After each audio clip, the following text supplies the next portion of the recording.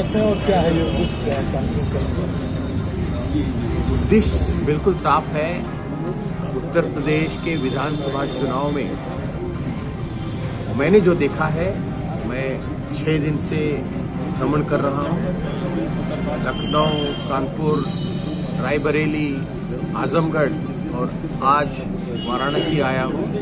मैं देख रहा हूँ कि यह चुनाव जनता लड़ रही है, कोई पार्टी नहीं लड़ रहा है। जनता लड़ रही है भारतीय जनता पार्टी के खिलाफ और भारतीय जनता पार्टी को हराने के लिए।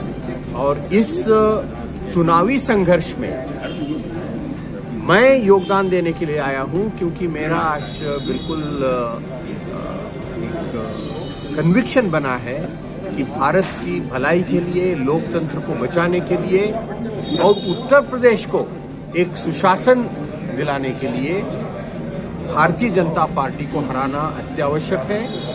2022 में योगी मुक्त उत्तर प्रदेश और 2024 में मोदी मुक्त भारत, इस उद्देश्य के लिए मैं आया हूँ। आप बात कर रहे थे अभी, आप बताएं कि आप भारतीय जनता पार्टी से जुड़े हुए पिछले कई वर्षों से, तो ऐसा क्या आन पड़ी कि जो है आपने कांग्रेस ज्वाइन किया और उसी भाजपा का आज आप लोग विरोध कर रहे हैं? मैं कांग्रेस नहीं ज्वाइन किया हूँ, लेकिन मैं कांग्रेस का समर्थक हूँ। मैं 16 साल भारतीय जनता पार्टी में था और भारतीय जनता पार्टी के संस्थापक पूर्व प्रधानमंत्री अटल बिहारी वाजपेयी जी के साथ प्रधानमंत्री कार्यालय में, प्राइम मिनिस्टर ऑफिस में 6 साल काम करने का सौभाग्य मुझे मिला था। लाल कृष्ण आडवाणी जी के साथ भी मैंने काम किया है।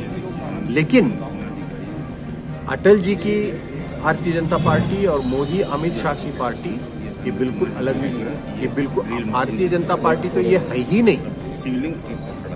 देश में नफरत फैलाकर, देश में एक हिंसा का और डर का वातावरण फैलाकर सत्ता हासिल करना, झूठे वादे देकर, यह वो भारतीय जनता पार्टी नहीं है। तो इसलिए इस भारतीय जनता पार्टी को आज हराने की अत्यावश्यकता है। सर, अभी आप मतलब बात कर रहे थे बनारस की, तो क्या पहले से और अब के बनारस में बदलाव देखने को नहीं मिला, और देखने को मिला तो क्या बदलाव देखने को मिला? देखिए, मैं ये नहीं कहूँगा कि वाराणसी में कोई बदलाव आया ही नहीं है या सुधार भी नहीं हुआ है, ये मेरा दावा नहीं है। वाराणसी में और पूरे उत्तर प्रदेश में भी कुछ सुधार, अच्छा बदलाव आया ही है। कुछ हद तक इंफ्रास्ट्रक्चर अच्छा हुआ है, लेकिन कुल मिलाकर हमें बैलेंस देखेंगे तो यहाँ बुराई ज्यादा हुआ है। यानी जहां मुख्यमंत्री 80 बनाम 20 का इलेक्शन है, यानी वो क्या संदेश दे रहे हैं? यानी ये 20 जो है ये हमारे नहीं है, 20 हमारे शत्रु हैं। एक तरफ कहना कि सबका साथ सबका विश्वास, और दूसरी तरफ चुनाव आते ही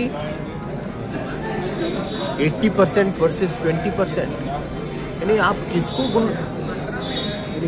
आप बेवकूफ बना रहे हैं? सर, वो अमित शाह जी कह रहे हैं 300 के पार, उसके लिए क्या रणनीति है आपका?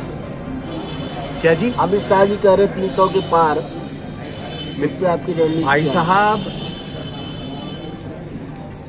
यही अमित शाह वेस्ट बंगाल आए थे पिछले साल जब विधानसभा का चुनाव हो रहा था। मैं ममता बनर्जी के समर्थन में मैं कलकत्ता में था, बंगाल में था। तो उस समय उन्होंने क्या कहा था? तो अमित शाह ने कहा था कि हमारी सरकार बन रही है, और हुआ क्या? तीसरी बार ममता बनर्जी फिर से मुख्यमंत्री बन गई। आप देखते रहिएगा, मार्च 10 को 300 सीटें तो दूर, इनका सरकार चली जाएगी। सर, क्या कारण है, लंबे समय से आप पार्टी में भारतीय जनता पार्टी के थे, लेकिन क्या कारण है कि अभी आप कांग्रेस पार्टी को सपोर्ट कर रहे हैं? मैं कांग्रेस मूवमेंट को सपोर्ट कर रहा हूँ। अच्छा, आप मूवमेंट को। और मुझे लगता है कि आज देश में लोकतंत्र को बचाने के लिए, देश समाज में समरसता लाने के लिए और सही मायने में सबका साथ सबका विश्वास, सबका विकास, इस रास्ते पर देश को आगे ले जाने के लिए कांग्रेस पार्टी अत्यावश्यक है। मैं ये नहीं कह रहा हूं कि केवल कांग्रेस पार्टी, मार्च 10 के बाद भारत की राजनीति में बहुत बड़ा बदलाव आने वाला है। अनेक क्षेत्रीय दल साथ आएंगे और कांग्रेस पार्टी के साथ मिलकर एक नया गठबंधन होने वाला है। मैं बंबई से हूं। आप देखते हैं कि बंबई में, महाराष्ट्र में कौन सोचता था 5-10 साल पहले कि कांग्रेस और शिवसेना साथ आएंगे। आ गए, बहुत अच्छा चला रहे सरकार। तो यही बात आज होने वाला है और 2024 में एक बहुत ही अच्छा एक नया गठबंधन केंद्र में आने वाला है। महाराज जी, यहाँ पे धर्म संसद हुआ था, उसको छोड़ के जाने का क्या औचित्य था और क्या आप लोगों को उसमें ठीक नहीं लगा? धर्म संसद सनातनियों के लिए लाया गया था। उस समय सभी धर्माचार्य उपस्थित थे, लेकिन धर्म की चर्चा करने को छोड़ करके राष्ट्रपिता महात्मा गांधी के ऊपर अनुग्रह प्राप्त किया गया, उनके ऊपर अनुग्रह टिप्पणी किया गया और उनके हत्यारों को नमन किया गया, उनका उन्होंने गुणगान किया।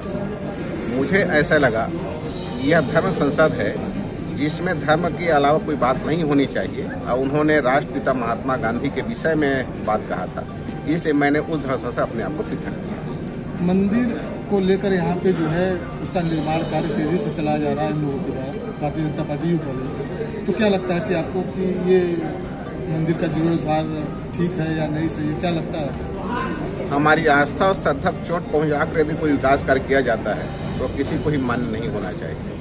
हमारे साथ साथ स्वयंभू शिवलिंग को वहां से विस्थापित कर दिया गया, वहां से हटा दिया गया, अन्नपूर्णा मातेश्वरी को वहां से हटा दिया गया और उसके बाद कॉरिडोर का निर्माण किया जा रहा है। तो ऐसे विकास आपको भी मंजूर नहीं होनी चाहिए। अन्नपूर्णा जी का जो है मूर्ति जो थी बाहर कई वर्षों से पड़ी हुई थी, उसको लाकर स्थापित किया गया। कहाँ पड़ी हुई थी? ये बाहर विदेशों में कहाँ पड़ी थी? कौन से विदेश में? कनाडा में। वाराणसी किसी भी थाना रिपोर्ट है कि उसकी चोरी हुआ है कभी? अन्नपूर्णा मातेश्वरी वाराणसी बाहर गई हैं, कोई ले गया है, इसका किसी थाने में कोई रिपोर्ट दर्ज है क्या? क्या लगता है कि वो अन्नपूर्णा जी का मूर्ति वो नहीं थी? यही तो मैं आपसे जानना चाह रहा हूँ। यदि वह अन्नपूर्णा जी की मूर्ति आज से सैकड़ों साल पहले वह कनाडा गई तो यहाँ किसी रिपोर्ट दर्ज कराया क्या? जिस मंदिर के महंत जी थे उस महंत जी ने भी उस परिवार ने कोई रिपोर्ट दर्ज कराया क्या कि मूर्ति चोरी हो गई? अब आज तक किसी को ही पता नहीं था वो कनाडा में है कि वहां से आ कैसे गई हो। आप भी वाराणसी में रहते हैं, आपको पता था क्या यहाँ के? तो क्या लग रहा है ये प्रोपेगेंडा था? बिल्कुल प्रोपेगेंडा है। हमारी अन्नपूर्णा मातेश्वरी यही है जिनको आज हटाया गया, वो हमारे आराध्य हैं। कनाडा में थी तो ये कनाडा आज तक किसी क्यों नहीं बताया इस बात को कनाडा में है कर? एक से एक प्रधानमंत्री हुए हैं, अटल बिहारी वाजपेयी जी भी हुए, वो भी कनाडा गए थे, चाहते तो भी ले आते वहां थे। तो और सीधा प्रमाण है कि वाराणसी किसी भी थाने में कोई दर्ज नहीं है चोरी होने के, कहीं ले जाने का। ये बात बिल्कुल सही है कि धर्म के स्थापना के लोगों को सनातन धर्म को उपयोग करने के लिए,